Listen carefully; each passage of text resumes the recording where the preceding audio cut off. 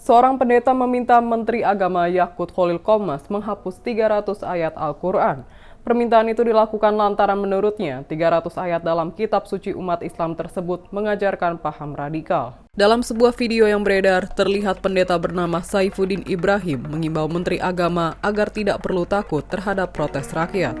Imbauan tersebut merujuk pada kontroversi aturan speaker masjid yang dikeluarkan Kemenak beberapa waktu lalu. Merespon hal tersebut, Direktorat Pendidikan Diniyah dan Pondok Pesantren Direktorat Jenderal Pendidikan Islam, Kementerian Agama atau Kemenak Waryono Abdul Ghafur mengatakan perlu dicek berapa tafsir yang sudah dibaca pendeta yang awalnya beragama Islam tersebut. Ihwal permintaan penghapusan 300 ayat Al-Quran, Waryono menilai hal tersebut sudah biasa terjadi, bahkan sejak zaman Rasulullah dulu. Namun ia mengatakan pada kenyataannya, hingga kini Al-Quran masih tetap utuh dan tidak berubah. Hal itu dikarenakan intoleransi yang disebut-sebut pendeta Saifuddin tidak pernah ada dalam sejarah Islam.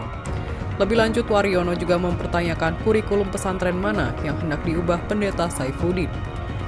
Dia pun menilai pernyataan Saifuddin tersebut hanya menggeneralisir pesantren yang ada di Indonesia. Apalagi pendeta Saifuddin mengaku dirinya merupakan mantan pengajar di Pondok Pesantren Al-Zaitun. Senada dengan Waryono, Ketua Majelis Ulama Indonesia atau MUI, Khalil Nafis, mendesak agar pendeta Saifuddin perlu diperiksa zahir batinnya.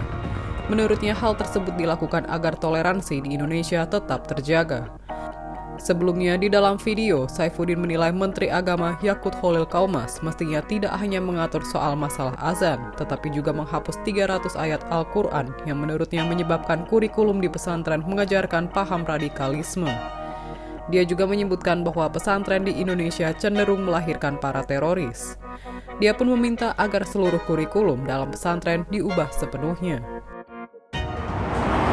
Nah, mohon Pak Menteri Agama agar situasi seperti ini dikondusifkan. Jangan takut dengan kadrun. Bapak adalah pemerintah, Menteri Jokowi.